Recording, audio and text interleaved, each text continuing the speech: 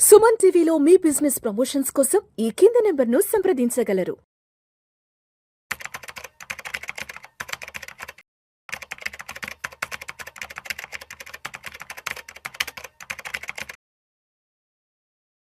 గిరిబాబు గారు నమస్తే సార్. నమస్తే అండి. Welcome to Vishnu talks and welcome to Suman TV. Thank you. So Giribabu గారు, ఇప్పుడు నేను ఈ వీడియోలో మాట్లాడబోయే అంశం ఇప్పటి వరకు నాకు తెలిసి ఎక్కడా కూడా టీవీ ఛానల్లో డిజిటల్ ఛానల్ ఎవరు కూడా ఎక్కడ మాట్లాడి ఉండరు, మాట్లాడే ప్రయత్నం చేసి ఉండరు, మాట్లాడే సాహసం కూడా చేసి ఉండరు. అంతే అందరి ఇళ్లలో కామన్గా జరిగే ఒక విషయం గురించి ప్రస్తావించబోతున్నాను, ఫైనాన్షియల్ మ్యాటర్ గురించి. సార్, చాలామంది ఇళ్లలో మగవాళ్ళు నెలకి లక్షల రూపాయలు సంపాదిస్తుంటారు సార్. అవును, నెలకి లక్షల రూపాయలు సంపాదిస్తుంటారు, కోట్లాది రూపాయల ఆస్తులు కూడబెడుతూ ఉంటారు, తర్వాత విల్లాలు బంగ్లాల్లో ఉంటారు. బిజినెస్ అయినా ఎంప్లాయీస్ అయినా, బిజినెస్ అయినా ఎంప్లాయీస్ అయినా. అదేవిధంగా ఆ అల్లుడు గురించి వాళ్ళ ఊర్లో అత్తామామ కూడా చాలా గొప్పగా చెప్పుకుంటుంటారు. మా అల్లుడు హైదరాబాద్లో 4-5 లక్షలు సంపాదిస్తున్నాడు నెలకి, మా అల్లుడు ప్రతి నెల ఒక ఇల్లుగా ఉంటుంటాడు, ప్రతి నెల స్థలాలు పొలాలుగా ఉంటుంటారు అని చాలా గొప్పగా చెప్పుకుంటుంటారు. కానీ ఆ నెలకి ఆ 2 లక్షలు సంపాదించే అల్లుడు, ఆ 4 లక్షలు 5 లక్షలు సంపాదించే అల్లుడు ఇంట్లో గృహిణిగా ఉన్న తన భార్యకు కనీసం నెలకి ఒక 5,000-10,000 రూపాయలు కూడా ఖర్చులకు ఇవ్వరంట చాలా ఇళ్లలో. అంటే చూడండి, ఇప్పుడు జాబ్ చేసే అమ్మాయి అయితే తనకి నెలకు 1 లక్ష 2 లక్షలు జీతం వస్తుంటుంది కాబట్టి తను ఎవరిని అడిగే అవసరం లేదు, ఎవరి దగ్గర ఎవరి దగ్గర ఎక్స్పెక్ట్ చేసే అవసరం లేదు, ఉండదు. బట్ ఇంట్లో గృహిణిగా ఉన్న ఒక మహిళ మరి పిల్లల్ని పెట్టుకొని తన ఖర్చులు తను మేనేజ్ చేసుకోవాలి అంటే మరి ఇంట్లో ఈ మొగుడు అనేవాడు నెల ఖర్చులు కూడా ఇవ్వకుండా ఉంటే మరి అటువంటి స్త్రీల యొక్క పరిస్థితి ఏంటి? ఊర్లో ఏమో అత్తమామ ఏమో ఆ సిటీలో మా అల్లుడు పెద్ద తోపు తురుము, అన్ని శాస్త్రాలు ఇన్ని శాస్త్రాలు నేను చెప్పుకుంటారు. కానీ అదే అల్లుడు వాళ్ళ కూతురికి 5,000-10,000 కూడా ఖర్చులకి ఇవ్వకపోతే మరి ఆ గృహిణి పరిస్థితి ఏంటి? ఇలాంటి కేస్ స్టడీస్ని, అంటే చాలామంది ఇళ్లలో జరిగే ఇలాంటి విషయాలను ఎలా చూడాలి అసలు? మీరు చెప్తుంటే నాకు చాలా నిజమే అనిపిస్తోంది. అయితే నా దగ్గరికి వచ్చే చాలామంది క్లయింట్స్ చూస్తూ ఉంటాను. మెజారిటీ ఆఫ్ కేసెస్లలో ఇంట్లో ఉండే కుటుంబ పెద్ద అంటే హస్బెండ్ డెసిషన్ మేకర్ ఉంటారు మోస్ట్ ఆఫ్ ద కేసెస్లలో.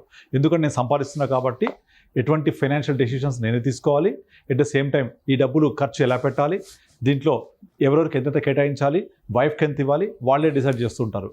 కానీ ఇలా 5,000-10,000 కూడా ఇవ్వకుండా ప్రతి ఖర్చు వాళ్ళే పెడుతూ ఉంటే ఆ ఇల్లు నాకు తెలిసి అంత పర్ఫెక్ట్గా ఉండదు. ఎందుకంటే ఇప్పుడు మనం చాలా చోట్ల చూస్తుంటాం. ఇప్పుడు ఈవెన్ ప్రభుత్వ పథకాలు కూడా గవర్నమెంట్ అనౌన్స్ చేసినప్పుడు, ఇప్పుడు సపోజు ఇందిరమ్మ ఇళ్ల పథకం కానీ లేకపోతే ఏదైనా ఒక పథకాలు ఉన్నప్పుడు అవన్నీ కూడా స్త్రీల పేరు మీద, స్త్రీలని మెయిన్ సెంట్రిక్గా చేస్తూ ఒక కుటుంబానికి ఇస్తూ ఉంటారు. ఎందుకు అంటే ఎక్కడైతే స్త్రీలు ఇలా ఆర్థికంగా కూడా గౌరవించబడతారో డెఫినెట్లీ ఆ ఇల్లు, ఆ రాష్ట్రం, ఆ దేశం ఖచ్చితంగా అభివృద్ధి చెందుద్ది.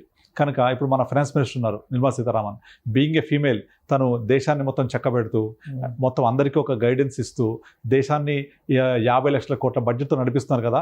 అంత పెద్ద దేశాన్ని నడిపిస్తున్నప్పుడు ఒక గృహిణి తన చేతిలో కనీసం ఒక 25,000-30,000 కూడా లేకపోతే ఎలా నడిపిస్తారు చెప్పండి? సో ఖచ్చితంగా అది మీరు చెప్పినట్టుగా అలా 5-10,000 కాదు, తను తెచ్చిన శాలరీలో మెజారిటీ వంతు. ఇప్పుడు మా ఇంట్లో కూడా మా చిన్నప్పటి నుంచి కూడా మా ఫాదర్ శాలరీ తెచ్చిందంటే మా నాన్నమ్మకి ఇచ్చేవాడు. మా నాన్నమ్మనే మొత్తం ఇల్లంతా మేనేజ్ చేసేదనమాట. ఆ వచ్చే శాలరీ మొత్తం కూడా అలా చేస్తూ అందరినీ పెంచి పెద్ద చేస్తూ ఈరోజు ఈ స్థితిలో ఉన్నాం. ఎట్ ద సేమ్ టైం ప్రతి ఇంట్లో కూడా ఇది ఒక ప్రాక్టీస్ లాగా వచ్చిన నెల జీతంలో అన్ని ఖర్చులు, లయబిలిటీసు, ఈఎంఐలు పోయిన తర్వాత రిమైనింగ్ అమౌంట్ మొత్తం కూడా వైఫ్కి ఇస్తే డెఫినెట్లీ వాళ్ళు ఇంటిని చక్కబెడతారు. అందుకే అంటారు కదా, మన ఇల్లాల్ని చూసి ఇంటిని చూడు అర్థమవుతుందని చెప్పేసి. అట్లా ఫైనాన్షియల్గా ఒక ఇల్లు కానీ ఒక కంపెనీ కానీ బాగుండాలి అంటే ఆ ఫైనాన్షియల్ పొజిషన్ మొత్తం కూడా ఒకళ్ళ చేతిలో ఉండాలి. అది ఫీమేల్స్ అయినప్పుడు వాళ్ళు ఇంకా బెటర్గా మేనేజ్ చేయగలుగుతారు. అంటే మనకి ఎక్కడెక్కడ లీకేజెస్ ఎక్కడ ఉన్నాయి, ఖర్చులు ఎక్కడ వృధా అవుతున్నాయి, ఎక్కడ బెటర్గా చేయాల్సి వస్తుంది, అవన్నీ కూడా చూసుకొని వాళ్ళు ఉన్న బడ్జెట్లోనే మేనేజ్ చేస్తూ ఉంటారు. అంటే సంపాదించిన ఒకళ్ళు చేస్తూ ఖర్చు ఇంకోళ్ళు పెడితే డెఫినెట్లీ అది మంచి బ్యాలెన్స్ అవుతుంది. అలా కాకుండా ఒకరే సంపాదించి ఒకరే ఖర్చు పెడితే ఆ బ్యాలెన్స్ షీట్ ప్రాపర్గా బ్యాలెన్స్గా ఉండదు. ఎందుకంటే సంపాదించే వాళ్ళు ఇది నేను సంపాదించాను, నేను ఖర్చు పెడతాను ఒక విధంగా ఉంటుంది. కానీ నేను సంపాదించి వైఫ్కి ఇచ్చినప్పుడు వైఫ్ ప్రాపర్గా దాన్ని బ్యాలెన్స్గా ఖర్చు పెడితే, అంటే పిల్లల చదువులకింత, లేదంటే ఇంట్లో ఖర్చులకింత, మిగతా అవసరాలకి ఇంతని వాడుకుంటూ ఉంటే అప్పుడు ఆ ఇల్లు పర్ఫెక్ట్గా సుఖంగా ఉంటుంది, ఎటువంటి ఇబ్బంది లేకుండా. కనుక మీరు చెప్పినట్టు 5-10 వేలు కాదు, మెజారిటీ ఆఫ్ శాలరీ అన్ని ఖర్చులు ఈఎంఐ పోయిన తర్వాత వైఫ్కి ఇచ్చేస్తే ఎటువంటి చీకు చింత లేకుండా, నా దగ్గర ఎంత ఖర్చు అయిందనే క్వశ్చన్ లేకుండా బ్రహ్మాండంగా వాళ్ళ ఇల్లు గడుస్తుంటుంది. సార్ గిరిబాబు గారు, ఈ రోజుల్లో ఒక మారుమూల పల్లెటూరులో ఒక పూరింట్లో ఒక గుడిసింట్లో ఉన్నా కూడా మినిమం 20,000 కావాలి, మినిమం 20,000 ఖర్చు ఉంటుంది మినిమం. అది మరి ఇంత పెద్ద మెట్రో సిటీస్లో ఉన్నప్పుడు భర్త అనేవాడు లక్షల రూపాయలు సంపాదిస్తున్నప్పుడు 5,000-6,000 ఇస్తే ఎలా సస్టైన్ అవ్వాలి? ఇంట్లో పిల్లలు ఉంటారు, నిద్రలేసి పాల ఖర్చులు ఉంటాయి, తర్వాత కాయగూరల ఖర్చులు ఉంటాయి, తర్వాత గ్రాసరీస్ ఖర్చులు ఉంటాయి, తర్వాత పేపర్ బిల్ ఉంటుంది కదా, ఎలా మేనేజ్ చేయగలుగుతారు ఈ 5-10 వేలతో? అవును, చాలా కష్టం. అలా 5-10 వేలు ఇచ్చి మొత్తం అంతా కూడా వాళ్ళ మీద రుద్దడం అనేది కరెక్ట్ కాదు. ఒక మనకు వచ్చే శాలరీలో మేజర్ అమౌంట్ అంటే ఈఎంఐ లయబిలిటీ అలాంటివి మ్యాండేటరీ పోయిన తర్వాత మేజర్ వాళ్ళకి ఇచ్చేస్తే, ఒకసారి ఇచ్చి చూడండి. మన వీడియో చూసి ప్రకటన చెప్తున్నాను, ఒకసారి ఇచ్చి చూడండి వైఫ్కి, definitely your life will be very happy. ఎందుకంటే వాళ్ళు సంపాదించిన, మా హస్బెండ్ ఎంత కష్టపడి సంపాదిస్తున్నారు అనే విషయం వాళ్ళకి అర్థమవుతుంది కదా. సో ఎంత కష్టపడితే డబ్బులు వచ్చాయి కనుక ఖర్చు పెట్టేటప్పుడు మా హస్బెండ్ ఇంత కష్టపడితే వస్తున్నాయి కదా, దీన్ని నేను అంతకంటే ఎక్కువ గౌరవంగా ఖర్చు పెట్టాలి, అంతకంటే ఎక్కువ రెస్పెక్టబుల్గా ఖర్చు పెట్టాలి అని ఆ ఖర్చు కూడా వాళ్ళు కంట్రోల్ చేసుకుంటారు. కంట్రోల్ చేసుకొని ప్రాపర్గా అవసరాలకు మాత్రమే ఖర్చు పెడుతూ అవసరం మించి ఖర్చు పెట్టకుండా ఇంట్లో ఒక కుటుంబ వాతావరణం మంచిగా ఉండేలాగా, ఆ కొనే వస్తువులు కూడా అందరికీ అవసరమయ్యే వస్తువులు కొంటూ అనవసరం వస్తువులు కొనకుండా ప్రాపర్గా ఇంటిని మేనేజ్ చేస్తూ ఉంటే ఆ ఇల్లు హ్యాపీగా సుఖవంతంగా ఉంటుంది.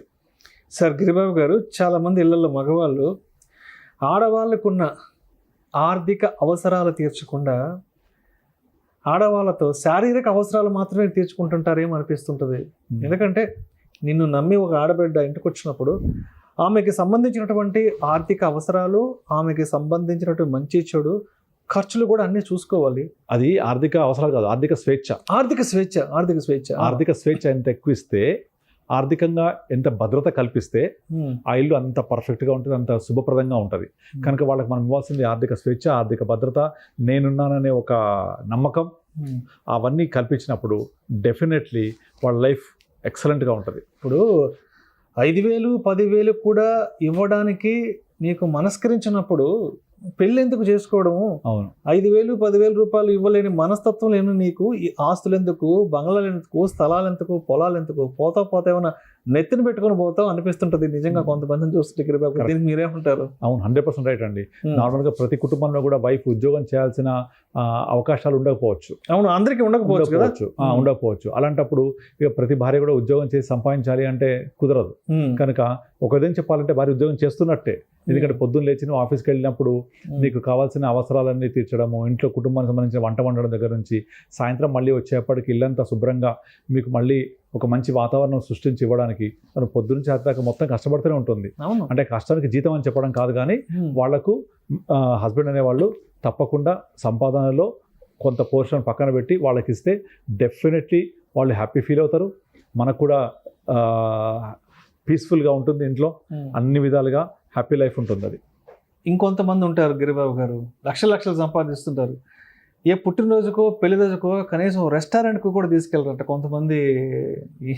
ఏమని చెప్పాలి, వాళ్ళకి ఏం పేరు పెట్టాలో తెలియదు. అందుకని చెప్తుంటాను, life the meaning of life is living. ఆ లైఫ్ అంటే లివింగ్. దాన్ని ఎప్పుడు లివింగ్ అనే దానికి సంపూర్ణ అర్థం చేకూరుతుంది. మన నచ్చిన వాళ్ళతో ఉండడం, నచ్చిన మనుషులతో ఉండడం, నచ్చిన ప్రదేశంలో ఉండడం, నచ్చిన బట్టలు వేసుకోవడం, నచ్చిన మనుషులతో బయటకు వెళ్ళడం, ఇదే కదా లివింగ్ అంటే. దీనికి ఏమి మనము లక్షల కోట్లు ఖర్చు పెట్టాల్సిన అవసరం లేదు. మనం థాయికెళ్ళి సినిమాలు నేర్చుకున్నదే కదా. ప్రతి ఫ్రైడే వీకెండ్ సిటీకి సినిమా చూస్తుంది, ఒక కూల్ డ్రింక్ తాగుతుంది, ఎగ్జిబిషన్కి వెళ్తుంది, ఒక ఏదో బెలూన్స్ కొడుతుంది, ఇంతే. దీని పెద్ద ఖర్చు కూడా కాదు, కానీ ఎంత హ్యాపీగా ఉంటుంది.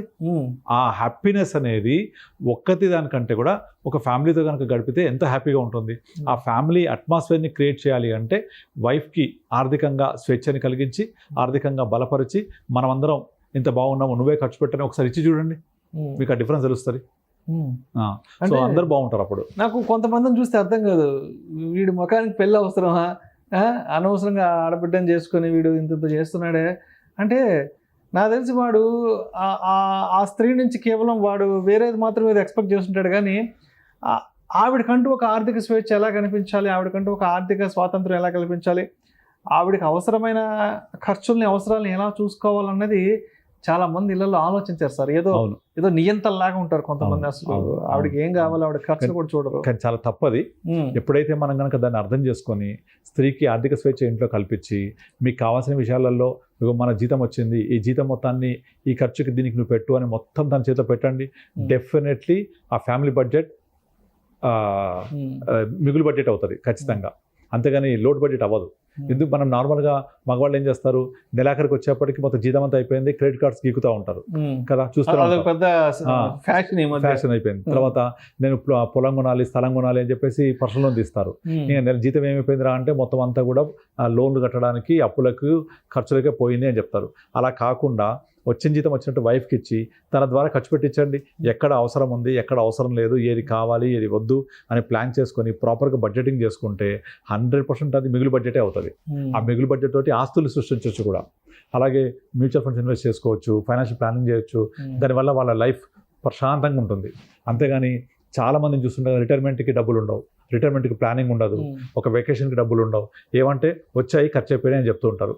అలా కాదు, మీరు ఏదైతే చేయలేకపోతారో ఆ మీరు చేయలేనిది వైఫ్ ద్వారా డబ్బులన్నీ తనకిచ్చి మీరు కష్టపడి సంపాదించండి, తన ద్వారా ఖర్చు పెట్టండి. ఆ డిఫరెన్స్ మీకు అర్థమవుతుంది.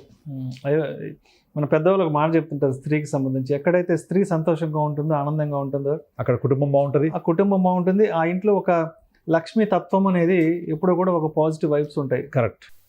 Thank you sir, thank you so much Giribabu గారు. నిజంగా అంటే ఉద్యోగం చేయకుండా ఇంట్లో ఉండే గృహిణులకి భర్తలు అనేవాళ్ళు వాళ్ళకి ఎటువంటి ఫైనాన్షియల్ సపోర్ట్ ఇస్తే బాగుంటుంది ఏంటి, వాళ్ళకున్న అవసరాలను అర్థం చేసుకొని స్త్రీ స్వేచ్ఛ, వాళ్ళకు ఒక స్త్రీ స్వేచ్ఛ, ఆర్థిక స్వేచ్ఛ కల్పిస్తే ఎంత బాగుంటుంది అనేది చాలా చక్కగా తెలియజేశారు. Thank you so much sir. Thank you అండి.